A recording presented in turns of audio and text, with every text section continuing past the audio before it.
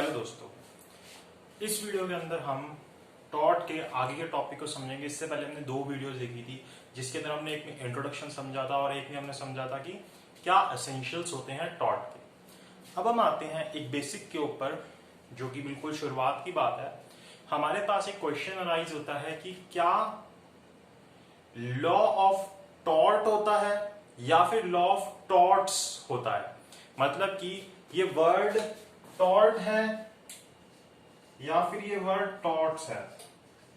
अब ये question arise हुआ, तो इसके ऊपर, इस क्वेश्चन के ऊपर दो थ्योरीज डेवलप होके आई। मतलब यही अपने आप में दो थ्योरीज हैं कि ये टॉर्ट है या टॉर्ट्स हैं।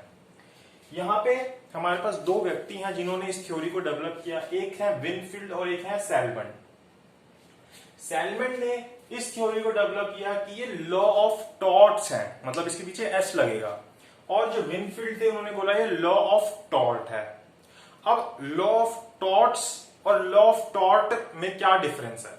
अगर हम सैलमन को देखें तो इन्होंने लॉ ऑफ टॉर्ट्स बोला, तो इनके हिसाब से टॉर्ट का मतलब होता है, मतलब टॉर्ट्स का मतलब होता है कि सिर्फ कुछ स्पेसिफिक टॉर्ट्स हैं, इसके अलावा अगर कोई और चीज होती है तो वो टॉर्ट के अंदर नहीं आएगी। मतलब कि इनका जो पॉइंट ऑफ व्यू था वो ये कहना चाहते थे कि जैसे कि क्रिमिनल लॉ के अंदर कुछ बॉडी ऑफ रूल्स है, जैसे हमारे पास आईपीसी है, क्रिमिनल लॉ के अंदर जैसे हमारे पास बॉडी ऑफ रूल्स होते हैं, जब हम उनको तोड़ते हैं तभी हम बोलते हैं कि हमने कोई क्राइम किया है। इसी तरीके से जो टॉर्ट है, मतलब जो सिविल रॉन्ग है, उसके अंदर भी कुछ बॉडी ऑफ रूल्स हैं। अगर आप उनको ब्रेक करोगे तभी माना जाएगा कि वो टॉर्ट है। उसके अलावा अगर आप कुछ करते हो तो वो सिविल रॉन्ग नहीं माना जाएगा। वहीं जो विनफील्ड थे इन्होंने इसका अपोजिट बोला और पॉलक ने भी इनको सपोर्ट किया। इन्होंने बोला, विनफील्ड ने, कि ये लॉ ऑफ टॉर्ट्स नहीं है, ये लॉ ऑफ टॉर्ट है। मतलब इनका कहने का ये था कि सिर्फ कुछ स्पेसिफिक चीजें ही टॉर्ट के अंदर नहीं आती। कोई भी ऐसा एक्ट जो कि अनजस्टिफाइड है वो टॉर्ट के अंदर आ जाएगा। ये किसने बोला? विनफील्ड ने बोला। तो इससे हमें पता चलता है कि जो विनफील्ड की थ्योरी है ये वाइडर थ्योरी है, क्योंकि इन्होंने हर चीज को अपने अंदर इंक्लूड कर लिया। वहीं जो सैलमन की थ्योरी है ये कैसी है? नैरोअर थ्योरी है, क्योंकि इन्होंने कुछ पर्टिकुलर चीजों के ऊपर रहे। इसलिए जो इन्होंने बुक लिखी थी सैलमन ने, उस बुक का नाम भी क्या रखा? लॉ ऑफ टॉर्ट्स रखा। उसके पीछे इन्होंने एस लगाया। क्यों? क्योंकि ये क्या मानते थे कि सिर्फ कुछ स्पेसिफिक चीजें ही टॉर्ट के अंदर आती हैं, उसके अलावा कोई और चीज नहीं आती। इसलिए उन्होंने अपनी बुक का नाम भी लॉ ऑफ टॉर्ट्स रखा। अब देखिए, जो इनकी थ्योरी है सैलमन की, इनकी थ्योरी का नाम रखा गया पिजन होल थ्योरी।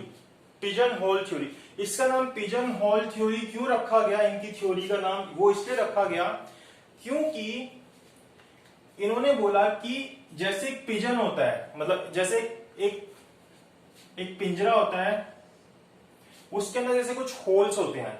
अगर सिर्फ उन होल्स के अंदर वो चीज आ जाती है तो वो टॉर्ट कहलाएगी, अदरवाइज वो टॉर्ट नहीं कहलाएगी। इसका मतलब कुछ स्पेसिफिक चीजें ही टॉर्ट के अंदर आएंगी, सिविल रॉन्ग के अंदर आएगी, उसके अलावा और कोई चीज नहीं आएगी। तो इससे ही हमें पता चल रहा है कि ये क्या है? नैरो अप्रोच है, कि सिर्फ इन चीजों को इंक्लूड कर लिया।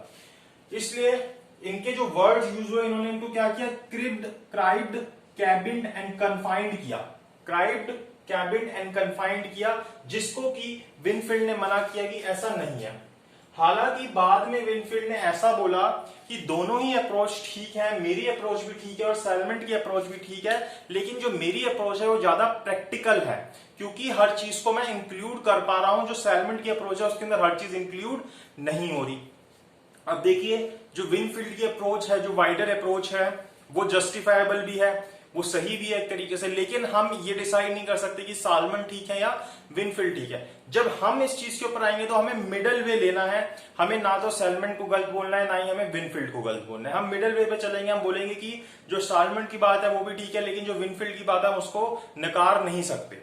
अब देखिए, विनफील्ड की जो बात है वो वाइडर अप्रोच है, जैसे कि मैंने आपको बताया, और जो सैलमन है वो नैरो अप्रोच लेके चल रहे हैं।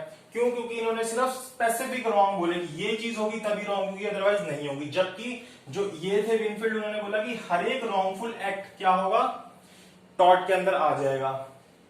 हर एक अनजस्टिफाइबल हार्म, जिसकी कोई जस्टिफिकेशन नहीं है। अगर आप जस्टिफिकेशन देते हो तो वो मेलाइस इन लॉ नहीं है, मतलब कि आप उसको टॉर्ट नहीं मानोगे, आपने कोई सिविल रॉन्ग नहीं किया। लेकिन अगर आपके पास उसकी जस्टिफिकेशन नहीं है तो फिर वो सिविल रॉन्ग है, और इनके हिसाब से हर एक अनजस्टिफाइबल हार्म जो होता है वो टॉर्ट के अंदर आ जाता है। ये बात को हम इस तरीके से भी देख सकते हैं, जैसे कि जो बिल्कुल शुरू में जब टॉर्ट आया था तो कुछ चीजें उसके अंदर इंक्लूड नहीं थी, लेकिन समय के साथ जैसे जैसे हम आगे बढ़े तो कोर्ट के पास केसेस आए, कोर्ट के पास नए नए फैक्ट्स आए, तो उससे और टॉर्ट भी डेवलप हुए, जिससे कि हमें पता चलता है कि टॉर्ट जो है वो एग्जॉस्टिव नहीं है, मतलब वो लिमिटेड नहीं है, वो जितने कोई भी आगे बढ़ते रह सकते हैं, मतलब कोई भी नए फैक्ट्स आ सकते हैं जिसके अंदर हम ये कह सकते हैं कि सिविल रॉन्ग उस व्यक्ति के साथ कमिट हुआ है। जैसे कि नेग्लिजेंस जो था इसको टॉर्ट 19वीं सेंचुरी में आके माना गया, इससे पहले इसको सिविल रॉन्ग नहीं माना जाता था, टॉर्ट नहीं माना जाता था। वहीं जैसे स्ट्रिक्ट लायबिलिटी का कंसेप्ट जो था वो रेलिन वर्सेस फ्लेचर के केस में 1868 के अंदर आया, उससे पहले स्ट्रिक्ट लायबिलिटी का कंसेप्ट नहीं था। अब ये सब क्या होता है इसको भी हम आगे आने वाली वीडियोस में और डिटेल में भी डिस्कस करेंगे अलग अलग टॉपिक पर। ऐसी टॉर्ट ऑफ डिसीट जो है वो पास्ले वर्सेस